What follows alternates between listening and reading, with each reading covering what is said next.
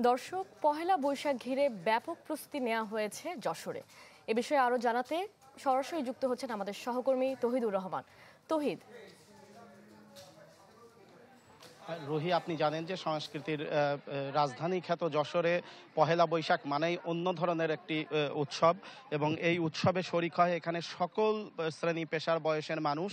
এবং আমি জানিয়ে রাখি যে যশোরের ৩২টিরও বেশি সংগঠন পহেলা বৈশাখের উদযাপনের প্রস্তুতি নিয়েছে। এবং নববর্ষের প্রথম দিনে পহেলা বৈশাখ যশোরের প্রতিটি মোড়, পার্ক, মাঠ সবকিছুই কিন্তু উৎসবের নগরীতে, এক কথায় যশোরই হবে উৎসবের নগরী।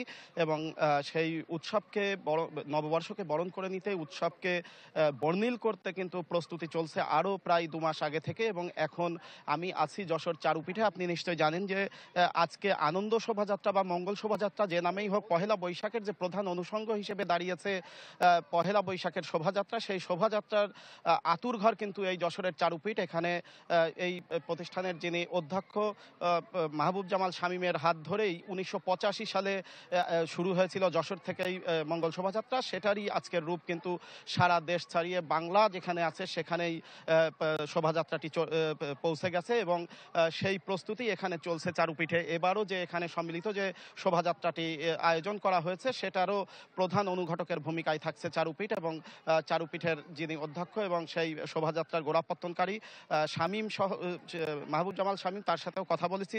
এবং যে বিতর্ক বিভিন্ন সময় চলছিল যে মঙ্গল শোভাযাত্রা না আনন্দ শোভাযাত্রা, যারা এটা শুরু করেছিলেন তাদের বক্তব্য হচ্ছে যে নামেই হোক বাঙালির এই উৎসবের যে অন্যতম অনুষঙ্গ হিসেবে দাঁড়িয়েছে এই শোভাযাত্রা যেন হারিয়ে না যায় এবং সেটা আরও বর্ণিল করা যায় সেই ব্যাপারে যেন সবাই সজাগ থাকে। এবং যশোরের প্রশাসন সহ এখানকার সাংস্কৃতিক সংগঠনগুলোও সেই ব্যাপারে সজাগ আছে। এবং উৎসবে যেন কোনো ঘাটতি না হয় সে ব্যাপারে সাংস্কৃতিক কর্মীরা যেভাবে নিরলস কাজ করছে, প্রশাসনের পক্ষ থেকেও একই ধরনের আশ্বাস দেওয়া হচ্ছে। রোহি। তহিদ, আপনাকে ধন্যবাদ। দর্শক, যশোর থেকে পহেলা বৈশাখের প্রস্তুতি সম্পর্কে জানাচ্ছিলেন আমাদের সহকর্মী।